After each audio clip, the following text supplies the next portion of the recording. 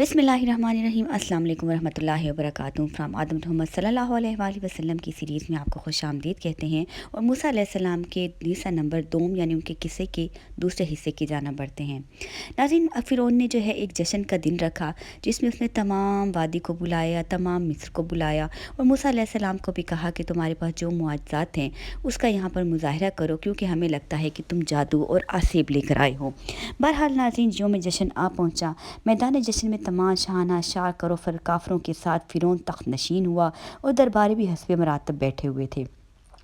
लाखों इंसान हक व बातिल के इस नज़ारे को देखने के लिए जमा थे।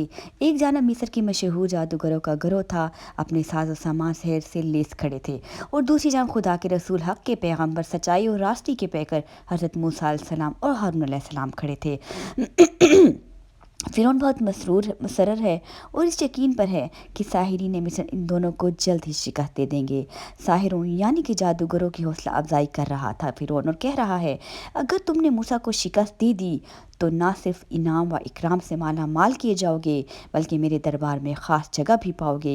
साहिर भी अपनी कामयाबी यकीन पर फ़िरौन से अपने एजाज़ के लिए खूब खुश था और मुस्तकबिल के ख्वाब देखने लग गया था। जादूगर जोश में आए और मूसा अलैहिस्सलाम से कहा, बता कि इब्तिदा तेरी जानब से होगी या हमारी जानब से। हज़रत मूसा अलैहिस्सलाम ने जब ये देखा कि इन पर इस तनबीना का भी कोई असर नहीं हुआ तो फरमाया कि इब्तिदा तुम ही करो। असल में मूसा अलैहिस्सलाम ने पहले अल्लाह और उसके रसूल के बारे में उनको बताया कि मैं पैगंबर हूँ और हक ताला की तालीम दी, पर उन पर कोई असर ना हुआ और कहा किस्सा छोड़ो और असल में शुरू करो, तुम्हारी तरफ से या हमारी तरफ से। बहरहाल मूसा अलैहिस्सलाम को समझ आ गई कि ये अब पलटने वाले नहीं, तो उन्होंने कहा कि ठीक है, तुम्हारी तरफ से ही शुरू हो जाओ, यानी इब्तिदा तुम ही करो। वो अपने कमाल फ़न की पूरी हसरत निकाल लो। चुनाचा साहिलों यानी जादूगरों ने अपनी रस्सियाँ, बाण और लाठियाँ ज़मीन पर डाली जो सांप और अस्से की शक्ल में दौड़ती नजर आने लगी। हर मूसा अलैहिस्सलाम ने यह देखा तो दिल में खौफ व हरास महसूस किया कि कहीं लोग इस मुजाहरे से मुतासर ना हो जाएं और साहिरों के सिर को हकीकत ना समझ लें, क्योंकि अगर ऐसा हुआ तो ये तासर और रौब कबूल हक के लिए सद राह बन जाएगा। तब खुदा ताला ने इनको मुतमईन फरमाया और वही के ज़रिए कहा कि मूसा, खौफ ना खाओ, हमारा वादा है कि तुम ही गालिब रहोगे। अपनी लाठी को ज़मीन पर डालो। मूसा अलैहिस्सलाम ने जब लाठी को डाला तो असदा बनकर इसने साहिरों के तमाम शोबों को निगल लिया और थोड़ी सी देर में सारा मैदान साफ़ हो गया और इस तरह साहिर अपने सहर में नाकाम हो गए। जादूगरों ने जो अपने फ़न के माहिर और कामिल थे, जब असाए मूसा अलैहिस्सलाम का ये करिश्मा देखा तो हकीकत हाल समझ गए और जो जिसको इस वक्त तक फ़िरौन और इसके दरबारी लोग पोशीदा रखने की कोशिश करते रहे थे वो इसको ना छुपा सके। उन्होंने बरसर मजलिस पर ये इकरार कर लिया कि मूसा अलैहिस्सलाम का ये अमल जादू से बालातर खुदा का मौजज़ा है, इसकी सेहत से दूर दूर तक कोई वास्ता नहीं। और फिर फ़िरौन फ़ौरन सजदे में गिर पड़े और ऐलान कर दिया कि हम मूसा अलैहिस्सलाम और हारून अलैहिस्सलाम के परवरदिगार पर ईमान ले आए, क्योंकि वही रब्बुल आलमीन हैं। फ़िरौन ने जब देखा कि मेरा तमाम दाम फरेब तार तार हो गया और मूसा अलैहिस्सलाम को शिकस्त देने की जो आखिरी पनाह थी वो भी महदम हो गई, अब कहीं ऐसा ना हो कि मिस्री अवाम भी हाथ से जाएं और मूसा अलैहिस्सलाम अपने मकसद में कामयाब हो जाएं, तो उन्होंने इस मकर और फरेब का दूसरा तरीका इख्तियार किया और साहिर और जादूगर से कहने लगा, ऐसे मालूम होता है कि मूसा अलैहिस्सलाम तुम सबका उस्ताद है और तुम सबसे आपस में साजिश कर रखी है, तभी तो मेरी राया होते हुए मेरी इजाज़त के बगैर तुमने मूसा के खुदा पर ईमान लाने का ऐलान कर दिया। अच्छा, मैं तुमको इबरतनाक सज़ा दूंगा ताकि आइंदा किसी को ऐसे गद्दारी की जुर्रत ना हो। पहले तुम्हारे हाथ पाँव उल्टे सीधे कटवाऊंगा और फिर सबको सूली पे चढ़ाऊंगा। जादूगरों ने एक तरफा कहा कि हमारे लिए तेरा ये अजाब कोई नुकसान की बात नहीं, बिलाशुबा हम अपने परवरदिगार की तरफ लौट कर जाने वाले हैं। बेशक हम इसके हरीस हैं कि वो हमारी ख़ताओं को बख्श दे, क्योंकि हम हो गए मुमनों में अव्वल गर्ज हक व बातिल की इस कश्मकश में फ़िरौन और इसके अयां व अरकान को सख्त शिकस्त उठानी पड़ी और वो बरसों आम जलील व रुस्वा हुए। और हर मूसा अलैहिस्सलाम पर खुदा का वादा पूरा हुआ और कामयाबी का सहरा इनकी सर रहा। इस सूरत हाल को देखकर जादूगरों के अलावा इसराइली नौजवानों में से भी एक मुख्तसर जमात मुसलमान हो गई, मगर वह फ़िरौन के जुल्म सितम की वजह से ऐलान ना कर सकी, क्योंकि मुसलमानों के साथ इसकी आम सितम केशियों और जुल्म परस्तों के अलावा इस वक्त की ज़िल्लत ने इसको और ज़्यादा गज़बनाक बना दिया था। हज़रत मूसा अलैहिस्सलाम इनको तकलीम फरमाई कि अब मोमिन होने के बाद तुम्हारा सहारा सिर्फ खुदा पर होना चाहिए। जमात मोमिनीन ने इस पर लब्बैक कहा और खुदा के सामने गिड़गिड़ात रहमत और मग़फ़िरत की दुआएं और ज़ालिमों से निजात की दुआएं और इल्तिजाएं करने लग गए। مختصر یہ کہ فرعون حضرت موسیٰ علیہ السلام کی روحانی قوت کا یہ مظاہرہ دیکھ کر بے حد ڈر گیا، اور اگرچہ وہ جادوگروں پر اپنی انتہائی غلیظ اور غضب کا اظہار کرتا رہا، لیکن موسیٰ علیہ السلام سے اس وقت کچھ کہنے کی متعلق ہمت نہ پڑی، اور درباریوں اور ارکان سلطنت نے جب یہ احتجاج کیا کہ موسیٰ علیہ السلام کو قتل کیوں نہیں کرا دیتا، کیا اس کو اس کی قوم کو یہ موقع دیا جا رہا ہے کہ وہ مصر میں فساد پھیلائیں اور تجھ کو اور تیرے دیوتاؤں کو ٹھکراتے رہیں، تو کہنے لگا کہ تم گھبراتے کیوں ہو، میں اسرائیلیوں کی طاقت کو بڑھنے نہ دوں گا اور مقابلے کے قابل ہی نہ رکھوں گا۔ اب یہ حکم جاری کرتا ہوں کہ ان کی اولاد نرینہ کو پیدا ہوتے ہی قتل کر دیا کرو اور سچ لڑکیوں کو چاکری کے لیے زندہ رکھ دیا کرو۔ فرعون نے جب یہ اعلان کیا تو بہت غرور و تکبر سے کیا، گویا یہ فرعون کا دوسرا اعلان تھا جو بچوں کے متعلق تھا اور بچوں کو قتل کرنے کے متعلق تھا کہ لڑکیوں کو چھوڑ دو اور لڑکوں کو قتل کر دو تاکہ ان کی نسل ہی نہ بڑھے۔ بہرحال بنی اسرائیل کا کچھ گروہ حضرت موسیٰ علیہ السلام کے ساتھ تھا، چنانچہ موسیٰ علیہ السلام کو تبلیغ کے حق سے لے کر مصر سے خروج کے وقت تک جو حالات پیش آئے وہ اس امر کی زندہ شہادت ہیں۔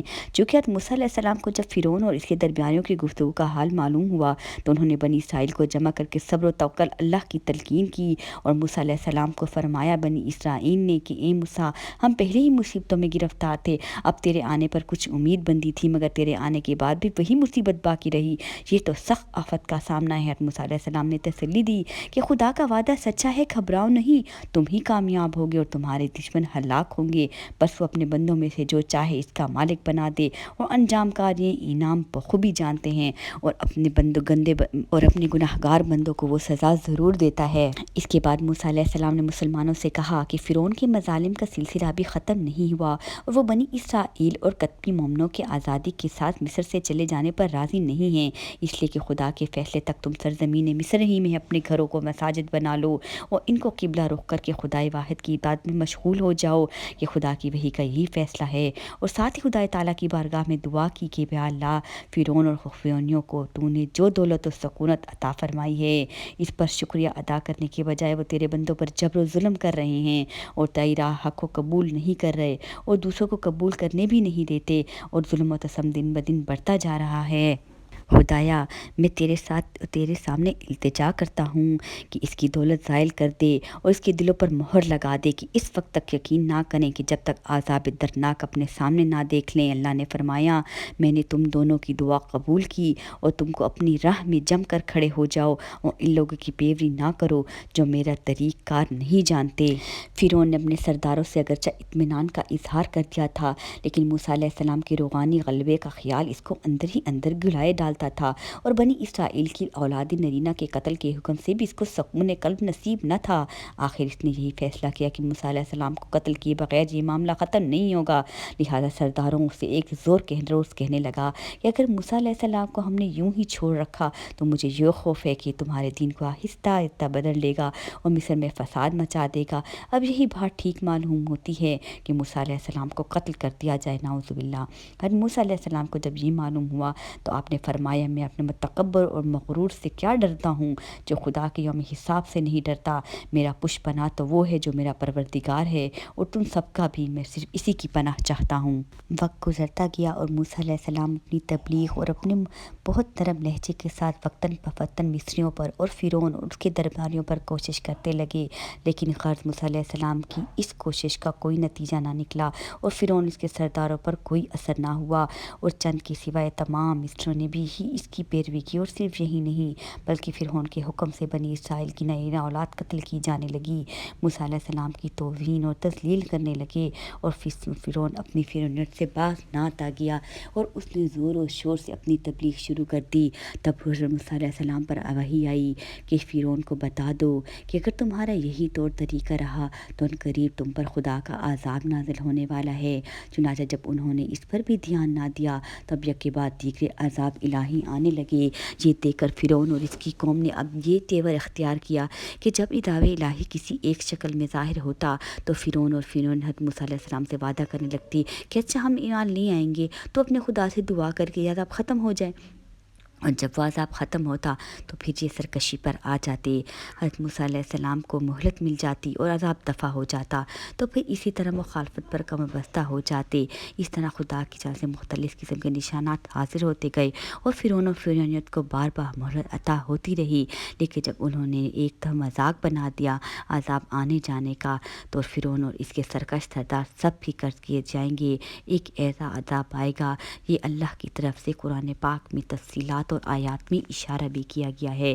اللہ تعالیٰ نے حضرت موسیٰ علیہ السلام کو بہت سے نشانات میں معجزات عطا فرمائے تھے، جس کا ذکر بقرۃ، عرفات، نمل، قصص، اسرا، طٰہٰ، زخرف، مومن، قمر، انذرآت میں مختلف طریقوں سے کیا گیا ہے۔ اس پورے عذاب کا تفصیلی ذکر سورۃ اعراف کی آیات میں ہے۔ ان آیات میں بیان کردہ نشانیوں میں سے کمل جوں اور زفتہ مینڈک کے متعلق علماء سیر نے لکھا ہے کہ ان دونوں چیزوں کی یہ حالت تھی کہ بنی اسرائیل کے کھانے پینے، پہننے اور بٹنے کی کوئی چیز ایسی نہ تھی جن میں یہ موجود نظر نہ آتے ہوں، حتیٰ کہ قوم فرعون کی عافیت تنگ ہو گئی اور وہ عاجز آ گئے۔ اور خون کے متعلق لکھا ہے کہ دریا نیل کا پانی لہو کی رنگت کا ہو گیا تھا اور اس کے ذائقے نے اس کا پینا دشوار کر دیا تھا، اور پانی میں مچھلیاں تک مر گئی تھیں۔ تو رات سے بھی اس کی تائید ہوتی ہے۔ موسیٰ علیہ السلام کی دعا مانگنے پر ہر قسم کا عذاب اللہ پاک ٹال دیتا تھا، لیکن جب معاملہ اس حد تک پہنچ گیا کہ وہ بالکل مست ہو گئے اور مذاق اڑانے لگے، تو اللہ تعالیٰ نے موسیٰ علیہ السلام کو حکم دیا کہ اب وقت آ گیا ہے، تم بنی اسرائیل کو مصر سے نکال کر باپ دادا کی زمین کی جانب لے جاؤ۔ مصر سے فلسطین، یہ ارض کنعان جانے کے دو راستے ہیں، ایک خشکی کا راستہ ہے، وہ قریب ہے، اور دوسرا بحر احمر کلزم کا راستہ، یعنی اس کو عبور کرے بیابان شور اور سینہ تیہ کی راہ ہے، یہ دور کی راہ ہے۔ مگر خدا تعالیٰ کی مصلحت کا تقاضا یہی ہوا کہ وہ خشکی کی راہ چھوڑ کر دور کی راہ اختیار کریں اور کلزم کو پار کر کے جائیں۔ واقعہ رونما ہو جانے کے بعد کہا جا سکتا ہے کہ اس راہ کو حق تعالیٰ نے اس لیے ترجیح کی، خشکی کی راہ سے گزرنے میں فرعون اور اس کی فوج سے جنگ ضروری ہو جاتی، کیونکہ انہوں نے بنی اسرائیل کو قریب ہی آ لیا تھا، اور اگر دریا کا موجہ پیش نہ آتا تو فرعون بنی اسرائیل کو واپس مصر جانے میں کامیاب ہو جاتا، اور چونکہ صدیوں کی غلامی نے بنی اسرائیل کو بزدل پست ہمت بنا دیا تھا، اس لیے وہ خوف و رعب کی وجہ سے کسی فرعون کے ساتھ جنگ پر آمادہ نہ ہوتے۔ تو رات میں اس کی توجید کی تائید نکالی گئی ہے۔ غرض موسیٰ اور ہارون علیہ السلام بنی اسرائیل کو لے کر راتوں رات بحر احمر کی راہ پر ہو لیے، اور روانہ ہونے سے پہلے مصری عورتوں کے زیورات اور قیمتی پراٹھہ جات جو ایک تحفظ میں مستعار رکھے ہوئے تھے وہ بھی واپس نہ کر سکے کہ کہیں مصریوں پر اصل حال نہ کھل جائے۔ ادھر پرچہ نویسیوں نے فرعون کو اطلاع کی کہ بنی اسرائیل مصر سے فرار ہونے کے لیے شہروں سے نکل گئے ہیں۔ فرعون نے اسی وقت ایک زبردست فوج کو تیار کیا اور رمیس سے نکل کر ان کا تعاقب کیا، اور صبح ہونے سے پہلے ان کے سر پر جا پہنچا۔ بنی اسرائیل کی تعداد بقول تورات علاوہ بچوں اور چوپایوں کے 6 لاکھ تھی، مگر پھٹنے کے وقت جب انہوں نے پیچھے پھر کے دیکھا تو فرعون کو سر پایا، گھبرا کر کہنے لگے، کیا مصر میں قبریں نہ تھیں جو تم ہم کو مرنے کے لیے بیابان میں لے آئے ہو؟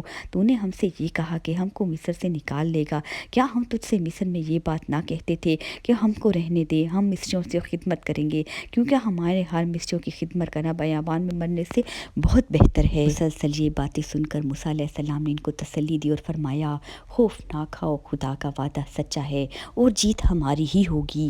بارگاہ الہی میں بار بار اللہ سے دعا کرتے رہے۔ موسیٰ علیہ السلام کو وحی کے ذریعے اللہ پاک نے حکم دیا کہ اپنے لاٹھی کو پانی پر مارو تاکہ پانی پھٹ کر بیچ میں راستہ نکل آئے۔ چنانچہ موسیٰ علیہ السلام نے ایسا ہی کیا۔ جب انہوں نے کلزم پر اپنا عصا مارا تو پانی پھٹ کر دونوں جانب 2 پہاڑوں کی طرح کھڑا ہو گیا اور بیچ میں راستہ نکل آیا، اور حضرت موسیٰ علیہ السلام کے حکم سے تمام بنی اسرائیل اس میں اتر گئے اور خوش زمین کی طرح اس سے پار ہو گئے۔ فرعون نے یہ دیکھا تو اپنی قوم سے مخاطب ہو کر کہنے لگا، یہ میری کرشمہ سازی ہے کہ بنی اسرائیل کو تم جا پکڑو، لذا بڑھتے چلو۔ چنانچہ فرعون اور اس کے تمام لشکر بنی اسرائیل کے پیچھے اسی راستے پر اتر گئے، لیکن اللہ تعالیٰ کی کرشمہ سازی دیکھیے کہ جب بنی اسرائیل کا ہر فرد دوسرے کنارے پر سلامتی کے ساتھ پہنچ گیا تو پانی بحکم خدا پھر اپنی اصلی حالت پر آ گیا، اور فرعون اس کا تمام لشکر ناظرین کرام اس کے درمیان غرق ہو گیا۔ جب فرعون غرق ہونے لگا اور ملائکہ عذاب سامنے نظر آنے لگے تو پکار کر کہنے لگا، میں اسی ایک واحد لا شریک ہستی پر ایمان چاہتا ہوں جو وحدہ لا شریک ہے، اور وہی میرا رب ہے۔ ہے، اس لیے عذابوں پر مذاق اڑا کر بار بار اللہ سے دعا کر کے عذاب ہٹانا اور پھر انہیں اپنی کارکردگیوں کو پر واپس اتر لانا، یہ بھی ایک ڈھونگ تھا۔ اس کے جواب میں اللہ تعالیٰ نے قرآن میں فرمایا، جو اقرار کا وقت تھا اس میں انکار اور خلاف ہی کرتا رہا اور در حقیقت تو مفسدوں میں سے تھا، یعنی خدا کو خوب معلوم ہے کہ تو مسلمین میں سے نہیں بلکہ مفسدین میں سے ہے۔ در حقیقت فرعون کی یہ پکار ایسی پکار تھی جو ایمان لانے اور یقین حاصل کرنے کی نہیں بلکہ اللہ کے عذاب سے ہٹنے کے لیے تھی، اور اللہ نے اپنا وعدہ سچ کر دکھایا اور فرعون کو فتح شکست اور موسیٰ علیہ السلام کو فتح نصیب ہوئی۔ ناظرین کرام، فرعون اور حضرت موسیٰ علیہ السلام کا یہ واقعہ کوئی معمولی نہیں ہے، بل حق و باطل کے معرکوں میں ایک عظیم الشان معرکہ ہے، اور ایک جانب غرور و نحوست، جبر و ظلم، قہرمانیت و عنایت کی ذلت و رسوائی ہے، دوسری جانب مظلومیت، خدا پرستی اور صبر و استقامت کی فتح و کامرانہ کی عجیب و غریب داستان ہے۔ اس لیے اللہ تعالیٰ نے فرعون اور قوم فرعون کی ہلاکت دنیاوی کے بعد عبرت و بصیرت کے لیے اس طرح بھی توجہ دلائی ہے کہ اس قسم کے لوگوں کے لیے آخرت اور آخرت کا بدترین عذاب ہے، اور دنیا میں بھی وہ اپنے انجام کار سے خوب واقف ہو جائیں گے۔ ناظرین کرام، کسی کو آگے لے کے چلتے ہیں اور آپ کو بتاتے ہیں کہ تورات میں ہے کہ جب بنی اسرائیل سلامتی کے ساتھ بحر کلزم کو پار کر گئے اور انہوں نے اپنی آنکھوں سے فرعون اور اس کی فوج کو غرق ہوتے ہوئے دیکھا تو ان کی ناشے ساحل پر تیرتے دیکھا تو توبہ تقاضۂ فطرت پہ حد مسرت اور خوشی کا اظہار کرنے لگے، اور عورتوں نے خصوصیت کے ساتھ دعوت پر خوشی کے گیت گائے اور شادمانی و خوشکامی کا ثبوت دیا۔ جب یہ سب کچھ ہو چکا تو حضرت موسیٰ علیہ السلام نے قوم کو جمع کر کے فرمایا، اللہ تعالیٰ کا ارشاد ہے کہ اپنی قوم سے کہو کہ وہ میں ہوں جس نے زبردست فتنے سے نجات دی اور ظلم سے تمہیں نجات دے کر ایک زندگی بخشی۔ حضرت موسیٰ علیہ السلام نے اپنی قوم کو ساتھ لے کر بیابان شور سے ہوتے ہوئے سینا کی راہ لی۔ سینا کے بتکدوں میں پرستان صنم بتوں کی پوجا میں مشہور تھے۔ بنی اسرائیل نے یہ منظر دیکھا تو کہنے لگے، موسیٰ ہم کو بھی ایسے ہی معبود بنا دے تاکہ ہم بھی اس طرح ان کی پرستش کریں۔ حضرت موسیٰ نے قوم سے زبانی مطالبہ سنا تو بہت زیادہ ناراض ہوئے اور بنی اسرائیل کو ڈانٹا، آر دلائی اور ملامت کی کہ بربختو، خدائے واحد کی پرستش چھوڑ کر بتوں کی پوجا پر مائل ہو اور خدا کی ان تمام نعمتوں فراموش کر بیٹھے ہو جن کا مشاہدہ اپنی آنکھوں سے کر چکے ہو۔ بنی اسرائیل نے بحر کلزم کو پار کر کے جس سرزمین پر پاؤں رکھا تھا وہ عرب کی سرزمین تھی جو کلزم کے مشرق میں واقع ہے، اور یہ لق و دق ہے، آب و گیا میدان سے شروع ہوتی ہے جو تورات کی زبان میں یا بیابان شور سین وادی سینا کے نام سے مشہور ہے، اور دور تک اس کا دامن وسیع ہے۔ یہاں شدید گرمی پڑتی ہے اور دور دور تک سبزہ اور پانی کا نام و نشان نہیں ہے، اس لیے بنی اسرائیل گھبرا اٹھے اور حضرت موسیٰ سے فریاد کرنے لگے کہ ہم پانی کہاں سے پئیں، ہم تو پیاس سے تڑپ تڑپ کر مر جائیں گے، یہاں پینے کے لیے پانی کا ایک قطرہ بھی نہیں ہے۔ تب حضرت موسیٰ علیہ السلام نے درگاہ الہی میں التجا کی اور وہیں سے ان کو حکم دیا کہ اپنا عزاز زمین پر مارو۔ اللہ کے حکم کے مطابق انہوں نے اپنا عزاز زمین پر مارا تو فوراً 12 سوت ابل پڑے اور بنی اسرائیل کے 12 اسباط قبائل اکیلے جدا جدا چشمے جاری ہو گئے۔ ناظرین کرام، بنی اسرائیل کو جب اس طرف سے اطمینان ہو گیا تو کہنے لگے کہ پانی کا تو انتظام ہو گیا لیکن زندگی کے لیے صرف یہ تو کافی نہیں، ہم کو بھوک لگے گی، اب ہم کھائیں گے کہاں سے؟ یہاں تو کوئی صورت نظر نہیں آتی۔ حضرت موسیٰ علیہ السلام نے پھر رب تعالیٰ کی بارگاہ میں دعا کی، اللہ تعالیٰ نے موسیٰ علیہ السلام کی دعا کو قبول فرمایا اور ان کو اس پریشانی سے بھی نجات دلوایا۔ جب رات بیت گئی اور صبح ہوئی تو بنی اسرائیل نے دیکھا کہ زمین اور درختوں پر جگہ جگہ بہت سارے دانے شبنم کی صورت میں آسمان سے کوئی چیز برسا رہے ہیں، تو نہایت شیریں حلوے کی مان تھی۔ یہ من تھا اور دن میں تیز ہوا چلی اور تھوڑی دیر میں بٹیروں کے ہول آ کر زمین پر اترے اور پھیل گئے۔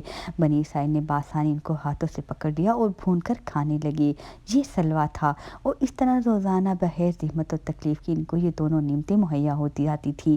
لیکن خدائے تعالیٰ نے حضرت موسیٰ علیہ السلام کی معرفت بنی اسرائیل کو یہ تنبیہ کر دی تھی کہ اپنی ضرورت کے مطابق منوع سلما کو کام میں لائیں اور دوسرے دن کے لیے ذخیرہ نہ کریں، ہم ان کو روزانہ یہ نعمت عطا کیا کریں گے۔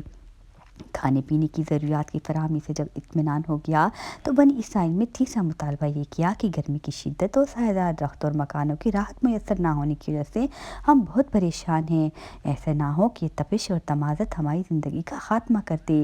حضرت موسیٰ علیہ السلام نے ان کی تشفیع دی اور بارگاہ اقدس میں عرض کیا کہ جب تو نے ان پر بڑے بڑے انعامات اور فضل و کرم کی بارش کی ہے تو اس تکلیف سے بھی ان کو نجات عطا فرما۔ حضرت موسیٰ کی دعا سنی گئی اور آسمان پر بادلوں کے پرے بنی اسرائیل پر سایہ فگن ہو گئے، اور بنی اسرائیل جہاں بھی سفر کرتے ہوئے بادل ان کے پیچھے پیچھے فنا ہوتے گئے۔ صدی کی ایک روایت میں ہے کہ ان برسا آیات اللہ کا تذکرہ یکجا اس طرح مذکور ہے کہ جب بنی اسرائیل طیہ کے میدان میں پہنچے تو کہنے لگے، موسیٰ، اس لک و دک میدان میں ہمارا کیا حشر ہوگا؟ کہاں سے کھائیں گے، کہاں سے پئیں گے اور کہاں سے سایہ حاصل کریں گے؟ تب اللہ تعالیٰ نے کھانے کے لیے من و سلوہ اتارا، پینے کے لیے 12 چشمے جاری کیے اور سائے کے لیے بادل فگن بنا دیا۔ حضرت موسیٰ علیہ السلام کے طفیل بنی اسرائیل پر خدا کے احسانات کی مسلسل بارش ہوتی رہی، اور سینکڑوں برس کی غلامی سے ان کے عزائم کی پستی، اخلاقی کمزوری، ہمت و شجاعت کو اللہ نے پر کر کے مایوسی ختم کر دی۔ ان خدائی نشانات نے بڑی حد تک ان کی دھراس بندھے رکھی، مگر عجیب الفطر قوم پر اس کا کوئی بھی اثر نہ تھا۔ انہوں نے اپنی ایک نیا مظاہرہ پیش کر دیا۔ ایک دن سب جمع ہو کر کہنے لگے، موسیٰ، ہم روز ایک غذا کھاتے رہنے سے گھبرا گئے ہیں، ہم کو اس من و سلوہ کی ضرورت نہیں ہے۔ اپنے خدا سے دعا کر کہ وہ ہماری زمین سے کھیرا، ککڑی، مسور، لہسن، پیاز جیسی چیزیں اگائیں تاکہ ہم خوب کھائیں۔ حضرت موسیٰ علیہ السلام کو ان کی اس حرکت پر بہت غصہ آیا اور فرمانے لگے، تم بھی کس قدر احمق ہو کہ ایک عمدہ اور بہترین غذا کو چھوڑ کر معمولی اور گھٹیا قسم کی چیزوں کے طلبگار بنے ہو، اور اس طرح خدا کی نعمتوں کی نافرمانی کیوں کرتے ہو؟ بس اگر واقعی تم کو یہ نعمتیں نہیں بھاتی اور جن چیزوں کا تم نام لے رہے ہو انہی کے لیے اصرار کرتے ہو تو اللہ نے ان کو نشانات کی طرح طلب کرنے کی ضرورت نہیں ہے۔ جاؤ کسی بستی اور شہر میں چلے جاؤ، وہاں ہر جگہ تم کو یہ چیزیں فافر مقدار میں مل جائیں گی۔ حضرت موسیٰ علیہ السلام نے خدا کا وعدہ تھا کہ جب بنی اسرائیل مصری حکومت کی غلامی سے آزاد ہو جائیں گے تو تم کو شریعت دی جائے گی۔ اب وہ وقت آ گیا تھا، خدا کا وعدہ پورا ہو کر رہے گا۔ اس لیے حضرت موسیٰ علیہ السلام نے وحی الہی سے طور پر پہنچے، وادی طور پر پہنچے اور وہاں عبادت الہ میں مصروف ہو گئے اور اعتکاف کیا۔ اس اعتکاف کی مدت 1 مہینے تھی، مگر بعد میں 10 دن بڑھا کر چلا پورا کر دیا۔ دلمیلی نے حضرت ابن عباس رضی اللہ تعالی عنہ سے روایت نقل کی ہے، جس کا حاصل یہ ہے کہ موسیٰ علیہ السلام 1 ماہ کا اعتکاف ختم ہو گیا تو انہوں نے خدا تعالیٰ سے مسلسل ہم کلامی کی تیاری شروع کی، چونکہ مسلسل 1 روز ہی میں بسر کیے تھے۔ تیاری شروع کر دی چونکہ مسلسل 1 ماہ روزہ ہی میں بسر کیے تھے، اس لیے منہ میں جو بو محسوس کرتے، لہٰذا انہوں نے یہ پسند نہ کیا کہ رب العالمین سے اس حالت میں ہم کلام ہوں۔ انہوں نے ایک خوشبودار بوٹی کو چبایا اور کھا لیا، فوراً ہی وحی نازل ہوئی اور اللہ نے ٹوکا، موسیٰ، تم نے ہم کلامی سے پہلے روزہ کیوں افطار کر لیا؟ حضرت موسیٰ علیہ السلام نے اس کی وجہ بیان کر دی۔ تب حکم ہوا کہ موسیٰ، اس مدت کو 10 دن بڑھا کر 40 دن کر دو۔ کیا تمہیں معلوم نہیں کہ ہمارے یہاں ایک روزہ دار کے منہ کی بدبو مشک کی خوشبو سے زیادہ محبوب ہے؟ اور اس طرح یہ چلا پورا ہوا۔ قرآن کریم نے صرف اسی قدر ذکر کیا ہے کہ یہ مدت اول 30 دن تھی اور پھر بڑھا کر 40 دن کر دی گئی تھی۔ حضرت موسیٰ علیہ السلام جب چلے کے لیے طور پر تشریف لے گئے تھے تو انہوں نے اپنے بھائی حضرت ہارون علیہ السلام کو اپنا جانشین بنا گیا تھا اور بنی اسرائیل کو راہ حق پر قائم رکھنے کے لیے ہر مطالعے میں ان کی نگرانی کی۔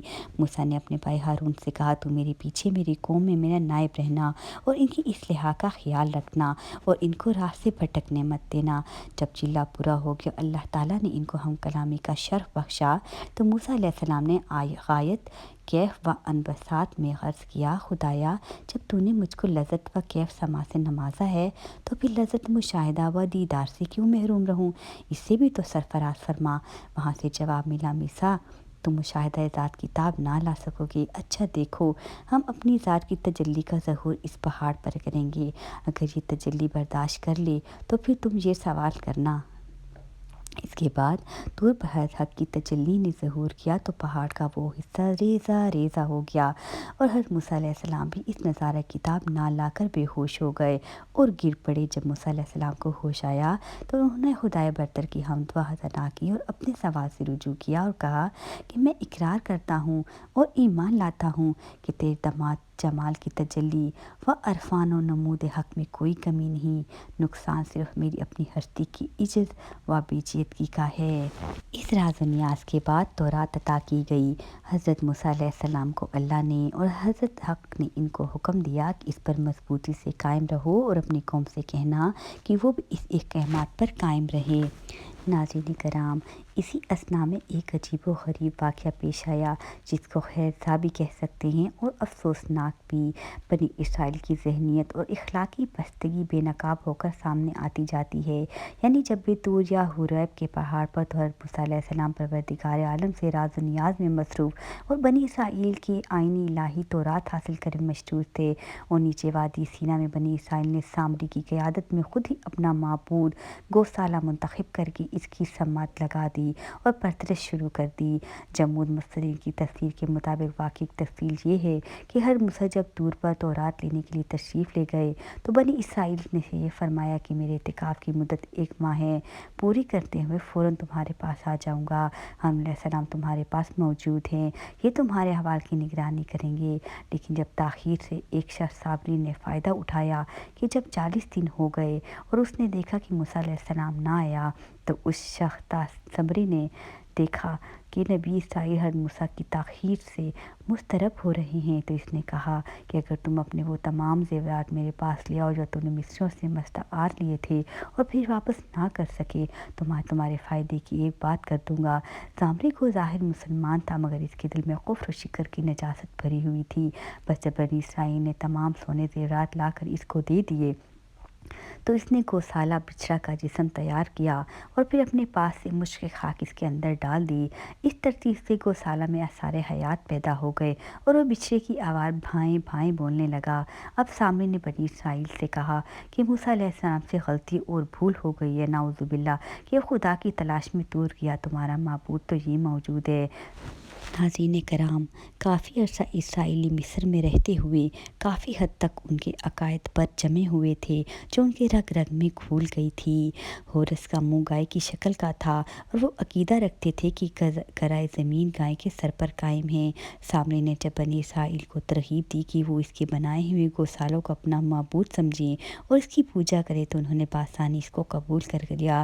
حضرت ہارون علیہ السلام نے جب یہ دیکھا کہ بنی اسرائیل کو سمجھایا کہ ایسا نہ کرو، یہ تو گمراہی کا راستہ ہے، تو ناشکری کا راستہ ہے، مگر انہوں نے اس کی ایک بات نہ مانی۔ جب تک موسیٰ علیہ السلام نہ آ جائے ہم اس سے باز نہیں آئیں گے۔ یہاں جب موسیٰ علیہ السلام کو یہ بات پہنچی تو اللہ نے پہلے سے ان کو آگاہی کر دی۔ موسیٰ، تم نے قوم کو چھوڑ کر یہاں آنے میں اس قدر جلدی کیوں کی؟ حضرت موسیٰ علیہ السلام نے عرض کیا، خدایا اس لیے کہ تیرے پاس جلد حاضر ہو کر قوم کی ہدایت حاصل کروں۔ اللہ تعالیٰ نے اس وقت ان کو بتایا جس کی ہدایت کے لیے تم اس قدر جلدی تھے وہ گمراہی میں مبتلا ہو چکے ہیں۔ حضرت موسیٰ علیہ السلام یہ سنت ان کو سخت رنج ہوا، غصہ اور ندامت کے ساتھ قوم کی طرف واپس پلٹے اور قوم سے مخاطب ہو کر فرمایا، یہ تم نے کیا کیا؟ مجھ سے ایسی کون سی تاخیر ہو گئی تھی جو تم نے یہ آفت برپا کر دی؟ یہ فرماتے جاتے اور غیظ و غضب میں کانپ رہے تھے، حتیٰ کہ ہاتھ سے تورات کی الواح بھی گر گئیں۔ بنی اسرائیل نے کہا، ہمارا کوئی قصور نہیں، مصریوں کے زیورات کی جو بوجھ ہم ساتھ لائے تھے پھر رہے تھے وہ سامری نے ہم سے مانگ کر یہ ساونگ بنا دیا اور ہم کو گمراہ کر دیا۔ شرک کے لیے ہم پر برداشت ہے، اسی لیے حضرت موسیٰ بہت نرم مزاج تھے۔ انہوں نے اپنے بھائی ہارون کی گردن پکڑ لی اور داڑھی کی جان ہاتھ بڑھایا۔ تو ہارون نے فرمایا، برادر، میرے متعلق خطا نہیں ہے، میں نے ان کو ہر چم سمجھایا مگر انہوں نے کسی طرح نہیں مانا اور کہنے لگے، جب تک موسیٰ نہ آ جائے گا ہم تیری بات نہیں سنیں گے۔ پر انہوں نے مجھ کو کمزور پا کر میرے قتل کا بھی ارادہ کر لیا تھا۔ جب میں نے یہ حالت دیکھی تو خیال کیا کہ اگر ان سے لڑائی کی جائے اور مومنین کا ملن اور ان کے درمیان میں جنگ برپا ہو تو کہیں مجھ پر یہ الزام ہی نہ لگا لیا جائے کہ میرے پیچھے قوم میں فساد ڈال دیا گیا۔ اس لیے میں خاموشی کے ساتھ تیرے آنے کا منتظر رہا۔ میرے بھائی، تو میرے سر کے بال نہ نوچ اور نہ داڑھی پر ہاتھ چلا اور اس طرح دوسروں کو ہنسنے کا موقع نہ دے۔ ہارون علیہ السلام کی یہ گفتگو سن کر حضرت موسیٰ علیہ السلام کا غصہ ان کی جانب سے فرد ہو گیا اور سامری کی جانب مخاطب ہو کر فرمایا، سامری، تو نے یہ کیا سونگ بنایا؟ سامری نے جواب دیا کہ میں نے ایسی بات دیکھی جو ان اسرائیلیوں میں سے کسی نے نہیں دیکھی تھی، یعنی غرق فرعون کے وقت جبرائیل علیہ السلام گھوڑے پر سوار اسرائیلیوں اور فرعونیوں کے درمیان میں حال تھے۔ میں نے دیکھا کہ ان کے گھوڑے کے سینگ کی خاک میں اثر حیات پیدا ہو جاتا ہے اور خشکی زمین پر سبزہ اگ جاتا ہے، تو میں نے جبرائیل علیہ السلام کے گھوڑے کی قدموں کی خاک سے ایک مٹھی بھر لی اور اس خاک کو اس بچھڑے میں डाल दिया और उसमें ज़िंदगी के आसार पैदा हो गए और ये भाग करने लगी। हज़रत मूसा अलैहिस्सलाम ने फरमाया, अच्छा अब तेरे लिए दुनिया में से तजवीज़ की गई कि तू पागलों की तरह मारा मारा फिरे, और जब कोई इंसान तेरे करीब आए तो इससे भागते हुए ये कहे कि देखना मुझको हाथ न लगाना, ये तो दुनिया अज़ाब और क़यामत में ऐसे नाफरमानों और गुमराहों के लिए जो अज़ाब मुकर्रर है वो तेरे लिए वादा इलाही की सूरत में पूरा होने वाला है। इस सामने ये भी देख कि तूने जिसको साला को माबूद बनाया था वो इसके समात लगा बैठा था। हम अभी इसको आग में डालकर खाक किए देते हैं और इस खाक को दरिया में फेंक देते हैं। तुझको और तेरे इन बेवकूफ़ियों को मालूम हो जाएगा कि तुम्हारे माबूद की कदर कीमत और ताकत का ये हाल है कि वो दूसरे पर अनायत और करम तो क्या करता, खुद अपनी ज़ात को भी हलाकत से नहीं बचा सकता। बदबख्तों, ये मुँह वाली बात ना समझ सके कि तुम्हारा माबूद सिर्फ एक खुदा है जिसका ना कोई साची है ना कोई शरीक, वो हर शय पर कादिर और नादिर है। इसके बाद जब अल्लाह से दुआ करने के बाद जब बनी इसराइल का ये जुर्म भी मूसा अलैहिस्सलाम की वजह से माफ़ कर दिया गया तो हज़रत मूसा ने इनसे फरमाया कि ये बनी इसराइल, मेरे पास जो ये तख्तियाँ हैं, ये किताब है जो अल्लाह की है, और इस पे ईमान ले आओ और इसमें जो हिदायत है इस पर अमल करो। बनी इसराइल आखिर बनी इसराइल थी। मूसा अलैहिस्सलाम के कहने लगी कि हमने अपने आँखों से खुदा देखा नहीं तो हम कैसे यकीन करने कि अल्लाह की किताब है।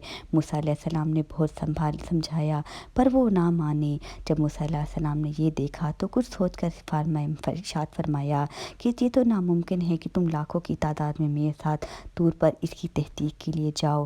मुनासिब ये होगा कि तुम में से चंद सरदार चुनकर साथ लिए जाएं। वो अगर वापस आकर तहकीक कर दें तो तुम तस्लीम कर लेना, चूँकि तुम अभी गौशाला परस्ती करके एक बड़ा गुनाह कर चुके हो। इस पर इसराइल ने दामद खुदा से आइंदा नेकी के अहद के लिए भी ये मौका मुनासिब है। कौम इस पर राज़ी हो गई। हज़रत मूसा अलैहिस्सलाम ने तमाम इस बात से 70 सरदाओं को चुनकर साथ दिया और तूर पर जा पहुँचे। तूर पर एक बादल की तरह नूर ने हज़रत मूसा अलैहिस्सलाम को घेर लिया और अल्लाह ताला से हम कलामी शुरू हो गई। हज़रत मूसा अलैहिस्सलाम ने बरहा इलाही में अर्ज़ किया कि बनी इसराइल के हालात का दाना व बेना है, मैं इनकी ज़िद परस्ती आदमी इंतखाब कर लाया हूँ। क्या अच्छा हो कि वो भी इस हिजाब नूर से मेरी और तेरी हम कलामी को सुन लें और कौम के पास जाकर तहकीक करने के काबिल हो जाए। अल्लाह ताला ने हज़रत मूसा अलैहिस्सलाम की दुआ को मंजूर फरमाया। हिजाब नूर में ले लिया गया उन सरदारों को। उन्होंने हज़रत मूसा अलैहिस्सलाम और रब की कलामी को सुना। फिर जब वो नूर हट गया और मूसा उनके सरदारों के दरमियान बात हुई तो सरदारों ने वही अपना पहला इरसा कायम रखा कि जब तक वे हिजाब खुदा को ना देख ले हम ऐलान आने वाले नहीं। इस अहकामाना इसरार और ज़िद पर गैरत इलाही ने इनको ये सज़ा दी। एक हैदतनाक चमक कड़क और ज़लज़ले इनको आ लिया और जला कर खाक कर दिया। हज़रत मूसा अलैहिस्सलाम ने जब ये देखा तो अल्लाह से आजी के साथ दुआ मांगी, इलाही ये बेवकूफ़ हैं, अगर बेवकूफ़ी कर बैठे तो क्या तू हम सबको हलाक कर देगा। ए खुदा, अपनी रहमत से इनको माफ़ कर दे। हक ताला ने मूसा अलैहिस्सलाम की दुआ को सुनी और इनको दोबारा हयात ताज़ा बख्शी। और फिर जब वो ज़िंदगी के लिबास पहन रहे थे तो एक दूसरे की ताज़ा ज़िंदगी को आँखों से देख रहे थे। नाज़रीन कराम, बहरहाल जब ये 70 सरदार दोबारा ज़िंदगी पाकर कौम की जानब वापस हुए तो उन्होंने मूसा अलैहिस्सलाम को रब को सही जानकर अपनी कौम से कहा, बाखुदा ये आदमी ठीक कहता है और शुक्र बजा लाते और इसके फजल करम की वजह से हमें दोबारा ज़िंदगी मिली है। उन्होंने अब कश्तूरी को बाकी रखा और अपने नुमाइंदों की तस्दीक के बावजूद तौरात को कबूल करने से इनकार कर दिया और दाएँ बाएँ शाएँ कहने लगी। हर मूसा अलैहिस्सलाम की इशादात पर कान ना धरा। जब मूसा अलैहिस्सलाम ने यह देखा तो अल्लाह से रुजू करते हुए कौम की बेराहरी का गिला किया। अल्लाह ने हुक्म दिया, इन फरमाबरदारों के लिए तुझको एक मौजज़ा और अता करता हूँ, और वो ये है कि जिस पहाड़ तूर पर तो मुझसे हम कलाम होता है और जिस पर तेरी कौम के मुंतखब सरदारों हक़ का मुशाहिदा किया है, इसी पहाड़ को हुक्म देता हूँ कि वो अपनी जगह से हरकत करे और साहिबान की तरह बनी इसराइल के सरों पर छा जाए और ज़बान हाल से ये ऐलान करे कि मूसा का खुदा सच्चा है और मूसा अल्लाह का पैगम्बर है। तो रात बिला शुबा खुदा की सच्ची किताब है, और अगर ये दोनों हक़ व सदाकत का मुज़हर ना होते तो ये अज़ीमुन निशान ना देखते। चुनाचा जो ही खुदा ताला का ये फैसला हुआ और तूर सरों पर मसल साहिबान नज़र आने लगा और ज़बान हाथ से कहने लगी कि बनी इसराइल, अगर तुम अक्ल व होश बाकी है और हक़ की तमीज़ रखते हो तो देखो क्या शहादत है। मूसा ने बारहा मेरी पीठ पर खुदा ताला के साथ हम कलामी का शर्फ हासिल किया है और तुम्हारी रश्द व हिदायत का कानून भी इसको मेरी पीठ पर ही अता हुआ है। ओ ए शर्मस्तान बारह गफलत व सरकशी मेरी गैबत। जब बनी इसराइल ने ये सब देखा तो खौफज़दा हुए और मूसा अलैहिस्सलाम पर यकीन कीजिए के सामने इनके अहकाम की तामील का इकरार किया और कहा कि हम बात को कबूल करते हैं और तेरे रब को कबूल करते हैं।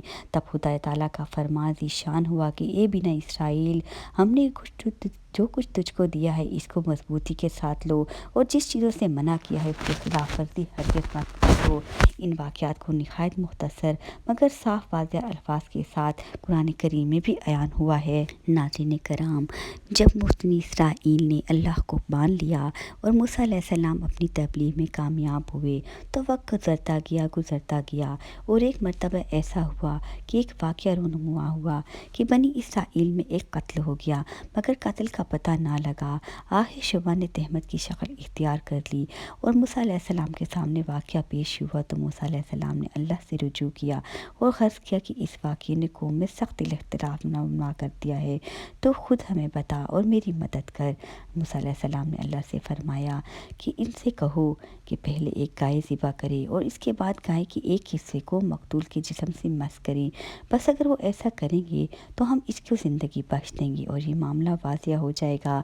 हर मूसा अलैहिस्सलाम ने बनी इसराइल से जब ज़िबा बकरा के मुतल्लिक़ फरमाया तो उन्होंने अपनी कौम कच बहसा और हीला जोई की खसलत के मुताबिक बहस शुरू कर दी। मूसा, क्या तू हमसे मजाक करता है? यानी मकतूल के वाक़े से ज़िबा बकरा का क्या ताल्लुक़? अच्छा, अगर वाकई ये खुदा का हुक्म है तो वो गाय कैसी हो, इसका रंग कैसा हो, इसकी कुछ तफसील सफ़ात मालूम होनी चाहिए, क्यों ना अभी तक इसके तयन के मुतल्लिक़ हम मुश्तबा हालत में हैं। मूसा अलैहिस्सलाम ने जब वही की माराफत से इन तमाम सवालात के जवाब दे दिए और हीला जोई करने के लिए कोई मौका बाकी ना रहा, तब हुक्म पर आमादा हुए और वही इलाह के मुताबिक मामले को सर अंजाम किया। खुदा के हुक्म से मकतूल जिंदा हो गया और इसने तमाम वाक़या मन व अन बयान कर दिया। मालूम होता है कि जब हैरत सा खुदाई निशान ने हकीकत व अशकाफ कर दिया तो कातिल को भी इकरार की बगैर कोई चारागार ना रहा और इस तरह न सिर्फ कातिल का पता चल गया बल्कि मुख्तलिफ असबात और ख़ानदानों में इख्तलाफ पैदा होगा जो सख्त खाना जंगी और खून रेज़ी की सूरत नुमा हो चुकी थी, इसका भी खुश असलूबी के साथ ख़ात्मा हो गया। अल्लाह ताला ने बनी इसराइल की तारीख़ी वाक़यों को याद दिलाकर दो बातों की जानब तवज्जो दिलाई है। एक, मुनकरी की मआत को ये बताया कि जिस कौम की इस्लाह में ये वाक़या हो गुज़रा है वो आज तक इस तारीख़ी वाक़या के शाहिद हैं।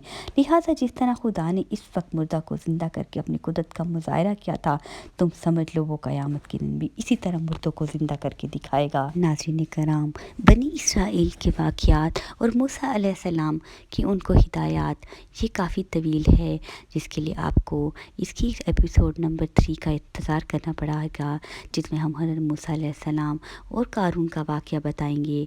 उसके बाद हज़रत मूसा अलैहिस्सलाम और इज़ाए बनी इसराइल पर तारीख़ की रोशनी डालेंगे। उसके बाद हज़रत हारून अलैहिस्सलाम की वफ़ात का बयान करेंगे और उसके बाद मूसा अलैहिस्सलाम की वफ़ात पर रोशनी डालेंगे। नाज़रीन कराम, हमसे जुड़ जाइए और आने वाली एपिसोड का इंतज़ार कीजिए।